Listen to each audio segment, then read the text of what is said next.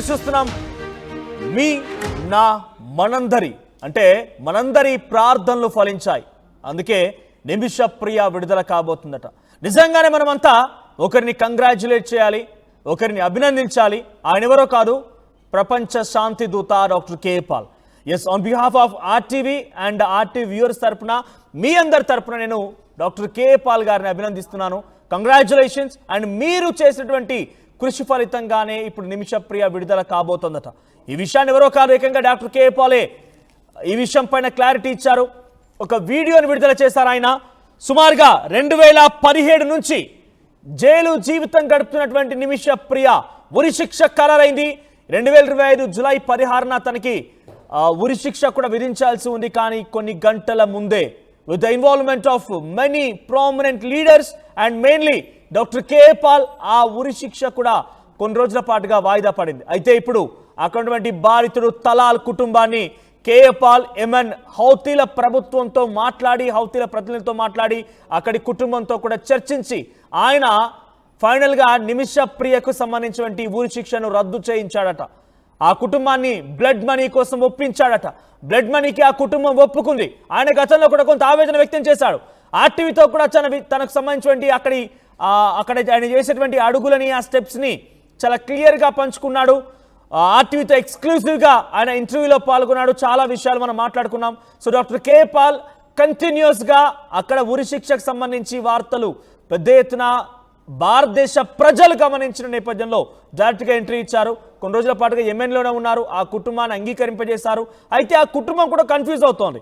ఒకరేమో మోదీ అంటున్నారు, ఇంకొకరేమో కేంద్ర విదేశాంగ శాఖ మంత్రిత్వ శాఖ అంటున్నారు, ఇంకొకరేమో ఆల్రెడీ ఆ కుటుంబం బ్లడ్ మనీకి ఆశపడిందని అంటున్నారు. ఇలా తప్పుడు కథనాలను రాయకండి అని చెప్పి ఇంటర్నేషనల్, నేషనల్ మీడియాలను కూడా ఆయన క్వశ్చన్ చేశాడు. సో కానీ ఆర్టీవీకి ఎక్స్క్లూజివ్గా ఆయన ఇచ్చిన ఇంటర్వ్యూలో చాలా క్లియర్గా చెప్పుకొచ్చారు. నేను డెఫినెట్గా ప్రయత్నం చేస్తాను, ఆ ప్రయత్నాలు ఫలించబోతున్నాయి, నిమిష ప్రియని బయటికి తీసుకొస్తాను అని చెప్పుకొచ్చారు ఆయన. సో ఎటకలకి కే పాల్ తన ట్వీట్లో మెన్షన్ చేశారు, నిమిష ప్రియ విడుదల కాబోతోంది. బ్లడ్ మనీకి ఆ తలాల్ కుటుంబం ఒప్పుకుంది, నేను ఒప్పించాను. చర్చలు చివరి దశకు చేరుకున్నట్టుగా ఆయన చెప్తూ ఉన్నారు. విడుదల పైన ఇంకా అక్కడి యెమెన్ ప్రభుత్వం అయితే క్లారిటీ ఇవ్వలేదు. కానీ కే పాల్ మాత్రం ఆయన చాలా స్పష్టంగా విడుదల కాబోతుంది అనేటువంటి మాటలు మాట్లాడుకొచ్చారు. ఒకసారి కే పాల్ ఏం మాట్లాడారో ఆ వీడియో మీరు చూడండి. ఆ తర్వాత మరిన్నిగా అసలు యెమెన్లో ఎటువంటి ఇబ్బందులు ఎదుర్కొంది, ఎక్కడ నిర్బంధించారు, ఏం జరిగింది అనేది వివరించే ప్రయత్నం చేస్తాం. గొప్ప మిరకల్స్ దేవుడు చేశారు. We want to thank God. ఎందుకంటే ఎవరూ చేయలేని పని, చట్టాలు చేయలేని పని, ప్రభుత్వాలు చేయలేని పని, ఎన్నో విధాలుగా అందరూ ఆశలు కోల్పోయారు కదా. అప్పుడే దేవుడు మనకి ఆశ చూపిస్తాడు. అందుకే 10వ తారీఖు నేను అక్కడ యెమెన్ ప్రెసిడెంట్కి ఉత్తరం రాశాను. 12వ తారీఖు ఇమీడియట్ గా కాల్ వస్తే చైర్మన్ గారితో ఇక్కడికి వచ్చేసాను. 13 నుంచి కంటిన్యూ మీటింగ్స్. 16ని తన్ను చంపేస్తారు అని అన్ని కన్ఫర్మ్ అయిపోయి వీడియోలో మనం చూసాం. కుటుంబం ఒప్పుకోలేదు, గవర్నమెంట్ ఒప్పుకోలేదు, ఎవరూ ఒప్పుకోలేదు. అప్పుడు దేవుడికి ఏడ్చుకున్నాం కదా, ప్రార్థన చేశాను కదా. మీరందరూ ప్రార్థించారు. ముస్లిం లీడర్స్, మీరు అక్కడ ఉన్న క్రిస్టియన్ లీడర్స్, హిందూ లీడర్స్ అందరూ ప్రార్థించారు నిమిష ప్రాణాన్ని కాపాడడం కొరకు. అలాగే అనేక ప్రాణాలు మనం కాపాడాలి, ఇదొకటే కాదు. కానీ దీని ప్రాముఖ్యత ఏంటి అన్నది తర్వాత మీకు అర్థమవుతుంది. ఇది ఎట్లా జరిగింది అన్నది మీకు తర్వాత అర్థమవుతుంది, ఇప్పుడు కాదు. ఇప్పుడు ఆ కుటుంబాన్ని అందరికీ నేను వందనాలు చెప్తున్నాను. ముఖ్యంగా మీడియా మిత్రులు, మీరే కానీ ఇది హైలైట్ చేయకపోతే నాకు తెలియకపోతే, అసలు నాకు తెలిసిందే ఢిల్లీలో ఒక సీనియర్ మోస్ట్ మన తెలుగు మీడియా మిత్రుల ద్వారా వారు చెప్పిన తర్వాత అయ్యో ఇంత అన్యాయమా, ఇన్ని సంవత్సరాల తన జైల్లో ఉంది, ఎవరు ఏమీ చేయలేకపోయారా, కోర్టులు ఏమి చేయలేకపోయా, అయితే దేవుడా నువ్వు చేయగలవు కదా, నాకు ఎంత మంచి సంబంధాలు మీరు ఇచ్చారని. అందుకే నేను సీక్రెట్ గా వచ్చిన తర్వాతే ఇంకా సక్సెస్ అవుతున్నా మీరు ప్రార్థించాలన్నప్పుడే నేను మీకు వీడియోలు రిలీజ్ చేశాను. అందుకనే 5 గ్రూపులకి, అటు గ్రూపు ఇటు గ్రూపు, నాకు హెల్ప్ చేసిన ప్రతి ఒక్కరికి వందనాలు చెప్తున్నాను. ముఖ్యంగా ఇప్పుడు ఏమి జరగాలి అన్నది మనకు తెలుసు. ప్రధానమంత్రి గారు వారి ద్వారా గవర్నమెంట్ ఎంబసీ ద్వారా మీకు ఇక్కడైనా అంబాసిడర్ హెల్ప్ చేస్తారు, లేదా యెమెన్లో ఎంబసీలు లేవు కనుక ఒమాన్లో ఉంది, సౌదీలో ఉంది, ఇరాన్లో ఉంది. గొప్ప మిరకల్స్. రైట్, ఇది కేపాల్ మాట్లాడుతున్న మాటలు. ఎట్టకెలకి ఏదేమైనా కూడా ప్రార్థనలు ఫలిస్తున్నట్టుగానే కనబడుతోంది. కేపాల్ చాలా క్లియర్గా చెప్తున్నారు, నిమిషప్రియ విడుదల కాబోతుంది అనేటువంటి మాటల్ని చాలా స్పష్టంగా తెలియజేస్తున్నారాయన. సో ప్రస్తుతానికి కేపాల్ మాటలు మీరు చూస్తారు కదా, ఒకసారి అసలు ఏం జరిగింది మళ్ళీ క్లుప్తంగా మనం తెలుసుకుందాం. కొత్తగా ఎవరైనా నిమిషప్రియ అంశానికి సంబంధించి చూసిన వారికి చాలా స్పష్టంగా అర్థమయ్యే విధంగా మనం మాట్లాడుకుందాం. సో నిమిషప్రియ 2007లో ముందుగా సౌదీకి వెళ్ళింది. 2007-8 రెండేళ్ల పాటుగా సౌదీలో పనిచేసింది. 2006లో నర్సింగ్ పూర్తయిన తర్వాత 2006 చివరిలో అంటే డిసెంబర్ నవంబర్ కల్లా తను సౌదీకి వెళ్ళింది. 2 ఏళ్ల పాటుగా అక్కడే పనిచేసింది. ఆ తర్వాత తిరిగి మళ్ళీ కేరళకు వచ్చింది. కేరళకు వచ్చి మళ్ళీ ఈసారి సౌదీకి కాకుండా యెమెన్కి వెళ్ళింది. యెమెన్కి వెళ్ళి అక్కడ ఒక కాంట్రాక్ట్ బేసిక్లోనే ప్రభుత్వం చేత నిర్వహించినటువంటి ఒక క్లినిక్లో పనిచేయడం ప్రారంభించింది. సో అక్కడ నర్సుగా చేయడం ప్రారంభించిన తర్వాత కొన్ని రోజుల పాటు అక్కడ నర్సుగా చేసింది. అయితే అప్పుడే ఇక్కడ ఉన్నటువంటి తలాల్ కుటుంబంతో ఈ నిమిషప్రియకి పరిచయం ఏర్పడింది. ఈ పరిచయం ఎలా అంటే తలాల్ కుటుంబానికి సంబంధించినటువంటి తన తల్లిని, తన ఇంట్లో వాళ్ళందరినీ కూడా అక్కడ తీసుకొచ్చి ట్రీట్మెంట్ ఇప్పిస్తూ ఉండేవాడు. అలా నిమిషప్రియకి ఆ తలాలకు మధ్య పరిచయం ఏర్పడింది. ఆ తర్వాత కొన్ని రోజుల పాటు అంటే పరిచయం ఇన్ సెన్స్ వాళ్ళిద్దరి మధ్య కేవలం ఒక పేషెంట్ అండ్ డాక్టర్కి సంబంధించిన పరిచయం మాత్రమే. ఆ తర్వాత 2011లో మళ్ళీ తిరిగి కేరళకు వచ్చి కేరళలో థామస్ అనేటువంటి ఒక వ్యక్తిని పెళ్లి చేసుకొని ఇద్దరు కలిసి మళ్ళీ యెమెన్ వెళ్ళిపోయారు. సో ఇద్దరు వెళ్ళిపోయిన తర్వాత అక్కడ యెమెన్లో ఇటు నిమిషప్రియ నర్సుగా పనిచేస్తూ ఉండేది హాస్పిటల్లో. ఆ తర్వాత తన భర్త కూడా అక్కడ ఎలక్ట్రీషియన్గా పనిచేస్తూ ఉండేవాడు. సో వారికి ఎడారి కాలంలో ఒక కూతురు కూడా పుట్టింది. సో ఆ తర్వాత కుటుంబం అక్కడ పోషణ ఇబ్బందిగా అయిపోయింది. అక్కడ పని చేయలేకపోతున్నాడు, పని దొరకడం లేదు, భర్తకు కూడా కొంత ఇబ్బందిగానే ఉంది. ఎక్కడో కానరాని రాజ్యానికి వెళ్ళిపోయి అక్కడ బతకాల్సిన అవసరం ఏముందని చెప్పి భావించినటువంటి నిమిషప్రియ తన భర్తని, కుమార్తెని ఇద్దరిని మళ్ళీ కేరళకు పంపించింది. సుమారుగా 2013లో ఆ భర్త అండ్ కుమార్తె ఇద్దరు కూడా మళ్ళీ తిరిగి వెనక్కి వచ్చేసారు. అయితే ఆ తర్వాత నిమిషప్రియ అక్కడ 2015 చివరిలో అప్పటి వరకు నర్సుగా పనిచేస్తున్నటువంటి నిమిషప్రియకి కొంత ఆలోచన వచ్చింది. ఇక్కడ నేనే నిజంగా ఒక క్లినిక్ స్టార్ట్ చేస్తే ఎలా ఉంటుందనేటువంటి ఆలోచనతో ఈ తలాల్ అనే యువకుడితో పరిచయం కాస్త ఈ క్లినిక్ ప్రారంభించే విధంగా ప్రోద్బలం దొరికింది. అట్ ది సేమ్ టైం ఈ నిమిషప్రియ ఇక్కడ ఒక అసిస్టెంట్ కూడా ఉన్నారు. అసిస్టెంట్ ఇన్ సెన్స్ తనతో పాటుగా పనిచేసే ఒక కొలీగ్ కూడా ఉంది. సో తను కూడా నిజంగానే నువ్వు సొంతగా ఒక హాస్పిటల్ స్టార్ట్ చేస్తే బాగానే ఉంటుందన్న ఒక ఆలోచనతో ఒక క్లినిక్ స్టార్ట్ చేయాలనుకున్నారు. సో 2015లో ఈ ఆలోచనను ఎగ్జిక్యూట్ చేస్తూ కొంచెం ముందుకు పడేసి 2015 చివరి అంటే నవంబర్, డిసెంబర్ ఆ సమయానికల్లా ఇక క్లినిక్ని ప్రారంభించడం మొదలుపెట్టారు. సో ఇక్కడ యెమెన్ రూల్స్ ప్రకారంగా ఏంటి, అక్కడ క్లినిక్ ప్రారంభించాలి అనుకుంటే డెఫినెట్గా అక్కడ లోకల్ నేషనల్ సిటిజన్ అయి ఉండాలి. సో దానికి సహకారం ఉంటేనే అక్కడ క్లినిక్ స్టార్ట్ చేయొచ్చు. దీంతో ఏమైపోయింది, తన దగ్గర ఉన్నటువంటి 6 లక్షల సుమారుగా రియాల్స్, అక్కడ యెమెన్ కరెన్సీలో సుమారుగా 6 లక్షల కరెన్సీ ఇచ్చిందట. సో దీంతో పర్మిషన్ తీసుకున్నాడు తలాల్ తన పేరు మీదనే. లీగల్గా పర్మిషన్ మొత్తం తలాల్ పేరు మీద ఉంటే దానికి పనిచేసే వ్యక్తి మాత్రం ఇక్కడ నిమిషప్రియ. సో అంతా బాగానే ఉంది అనుకున్నట్టుగానే స్టార్ట్ చేశారు.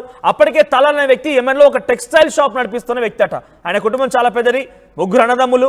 సో టెక్స్టైల్ షాప్ నిర్వహించేటువంటి తలాల్ ముందుగా ఓకే అనుకున్నాడు, నిమిషప్రియతో స్టార్ట్ చేశాడు. సో 14 బెడెడ్ హాస్పిటల్ అంటే ఒక 14 పడకల గల హాస్పిటల్ క్లినిక్ స్టార్ట్ చేశారు. వారంతా కూడా వెహికల్స్ ఉన్నాయి, అంత బాగానే సమయంగా నడిచింది.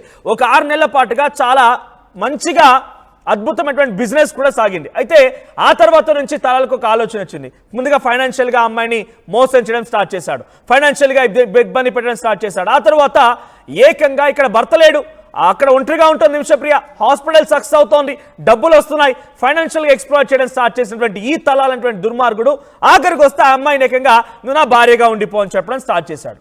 ఇక ఎటు వెళ్ళినా కూడా ఇబ్బంది గురి చేస్తూ ఉండేవాడు. కంప్లీట్గా ఆ అమ్మాయిని పలుమారు లోబరుచుకున్నాడు, లొంగ తీసుకున్నాడు, అత్యాచారం చేశాడు. ఏకంగా మత్తు మందులు కూడా ఇచ్చి అమ్మాయిని లోబరుచుకునే ప్రయత్నం చేశాడు. అంత దుర్మార్గంగా తలాల్ వ్యవహరించాడు. పాస్పోర్ట్ దాచిపెట్టుకున్నాడు, అన్ని దాచేసుకొని ఇక ఆ అమ్మాయి కంప్లీట్గా లొంగిపోవడం తప్ప వేరే ఆప్షన్ లేదు. దీంతో తనుండేది సానా, ప్రస్తుతం హౌతీలచే పరిపాలించబడుతున్నటువంటి ప్రాంతం సానా, హౌతీల రాజధానిగా ఉన్నటువంటి సానా. సో హౌతీలు అక్కడ కంప్లైంట్ ఇచ్చింది. హౌతీల ప్రభుత్వం 2015 నుంచి కొంత హౌతీలకి యెమెన్స్కి మధ్య ఆ యుద్ధం సమయంలో అంతర్గతంగా యుద్ధం తలెత్తింది. దీని తర్వాత స్వచ్ఛందంగా వాళ్ళంతా కూడా ప్రభుత్వంగా ఏర్పాటు చేసుకున్నారు. ఆ తర్వాత ఇంటర్నల్గా అక్కడ with in the country issues కూడా వీళ్ళకి కలిసి రాలేదు. ఇక 2016 సమయానికి వచ్చేసరికి ఏం చేసింది ఆ అమ్మాయి అంటే డైరెక్ట్గా కంప్లైంట్ ఇచ్చింది సమీప పోలీస్ స్టేషన్లో. సో ఆ పోలీసులు ఏం చేశారంటే అదుపులోకి తీసుకున్నారు, విచారించారు, తర్వాత ఇద్దరిని తీసుకెళ్లి కౌన్సిలింగ్ ఇచ్చారు, తర్వాత వదిలేశారు. కానీ అక్కడ తలాల మీద ఎటువంటి చర్యలు తీసుకోలేదు. బికాస్ ఆయన అక్కడి దేశస్థుడు, at the same time influential పర్సన్గా కూడా ఉన్నాడు కాబట్టి ఆయనపై ఎటువంటి యాక్షన్ తీసుకోలేదు అక్కడి పోలీసులు. ఆ తర్వాత ఆ అమ్మాయిని మళ్ళీ వదిలేశారు. వీడి ఇంకా అరాచకాలు ఎక్కువైపోయాయి, నన్ను పోలీసులకు పట్టిద్దామనుకున్నామని చెప్పి వీడి టార్చర్ ఇంకా ఎక్కువైపోయింది. ఇంకా అమ్మాయిని వేధించడం మొదలుపెట్టాడు. ఆఖరికి వస్తే అమ్మాయిని ఎంతలా అంటే కనీసం ఆ అమ్మాయి మంచినీళ్ళు తాగాలన్నా ఆహారం తినాలన్నా కూడా వాడు పర్మిషన్ కావాలి. అంత దుర్మార్గంగా వ్యవహరించాడట, చాలా దారుణంగా వ్యవహరించాడు. దీంతో ఆ అమ్మాయి ఏం చేసింది, వాడికి ఒక డోస్ ఇచ్చి వాడు మత్తులోకి వెళ్ళిపోతాడు. ఆ తర్వాత నేను పాస్పోర్ట్ని వీసాలన్నీ కూడా తప్పించుకొని పారిపోవచ్చు అన్నట్టుగా ఆ అమ్మాయి ప్రయత్నం చేసింది. అందులో భాగంగానే ఆ డోస్ ఇచ్చింది. ఆ డోస్ ఇచ్చిన తర్వాత వాడికి ఓవర్ డోస్ అయిపోయి వాడు చనిపోయాడు. అయితే ఆ చనిపోయిన తర్వాత వాడిని కొంత మనకున్నటువంటి ఇన్ఫర్మేషన్ ప్రకారంగా పీసెస్ కింద కట్ చేసి అక్కడ తోటి కొలీగ్తో ఒక డ్రమ్ములో వేసి పడేసింది. సో కొన్ని రోజుల పాటుగా వాడి మృతదేహం వాడు ఎక్కడున్నా కనిపించడం లేదు. ఆ కుటుంబం ఆరా తీయడం ప్రారంభించింది. నిమిషప్రియ కనబడితే నిమిషప్రియ కనబడడం లేదు. సో ఈ అమ్మాయి ఏం చేసింది, యెమెన్ నుంచి కొంత దాటుకుని రావాలని బార్డర్ ఏరియాకి రాగానే అదుపులో తీసుకున్నారు పోలీసులు. సో 2018 నుంచి ట్రయల్ మొదలైంది. ఇక ఈ అమ్మాయి పైన అరెస్ట్ చేయడాలు, తర్వాత ఒరిజినల్ ట్రయల్ మొదలైంది. 2020లో అక్కడి కోర్టు 2020లో ఏం చేసిందని డైరెక్ట్గా ఆ అమ్మాయి పైన మరణశిక్షణ ఖరారు చేసింది. ట్రయల్ కోర్టు అంటే కింది స్థాయి కోర్టు, ట్రయల్ కోర్టు మరణశిక్షణ ఖరారు చేసింది. ఇక ఫైనల్ జడ్జిమెంట్ వచ్చేసి 2023 అంటే 2018 నుంచి 2020 వరకు కూడా ట్రయల్ కోర్టులోనే ఆర్గ్యుమెంట్స్ జరిగాయి.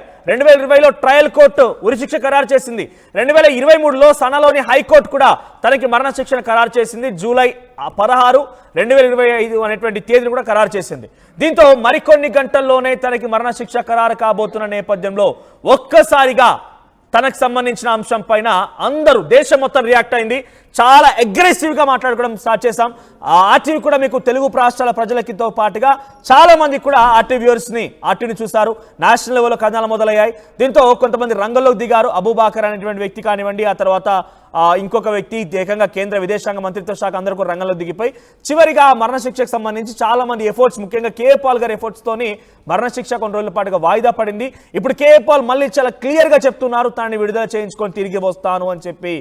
తనని విడుదల చేయించుకొని తనతో పాటుగా తిరిగి భారతదేశంలో అడుగు పెడతానటువంటి మాటని మరోసారి చాలా స్పష్టంగా మాట్లాడుతున్నారు. అంతకంటే బిట్వీన్గా అక్కడ ఒక అడ్వకేట్ కూడా రిక్రూట్ చేసుకున్నారు. అడ్వకేట్ని రిక్రూట్ చేసుకున్న తర్వాత కూడా అనుకున్న స్థాయిలో అడ్వకేట్ కూడా డబ్బులు చెల్లించలేకపోయారు. అయితే కేంద్ర ప్రభుత్వమే డబ్బులు చెల్లిస్తారని చెప్పింది, కానీ పూర్తి స్థాయిలో ఇవ్వలేదు అని చెప్పి ఆ అడ్వకేట్ కేఏ పాల్తో మాట్లాడినట్టుగా కేఏ పాల్ కూడా మొన్న ఒక వీడియోలో చెప్పడం జరిగింది. అడ్వకేట్ కూడా డబ్బులు ఇవ్వలేకపోయారు అనుకున్న స్థాయిలో అని చెప్పి ఆర్టీవీతో కూడా ఆయన పంచుకున్నారు. అంటే కేంద్ర ప్రభుత్వం ప్రయత్నం చేసింది కానీ ఏమాత్రం ఫలించలేదు, అనుకున్న స్థాయిలో ఎఫర్ట్స్ కూడా పెట్టలేదు అనేది ఆయన వర్షంగా కనబడుతోంది. సో ఏదేమైనా ఏం జరిగినా, ఎటువంటి అంశాలు తలెత్తినా, ఎన్ని ట్విస్టులు ఉన్నా, ఎన్ని రకాలుగా ఎవరు సహాయ సహకారాలు అందించిన నిమిషప్రియకు సంబంధించి తను బయటకు రావడం కోసం బ్లడ్ మనీ కోసం కూడా ఫండ్ రేజింగ్ చేశారు.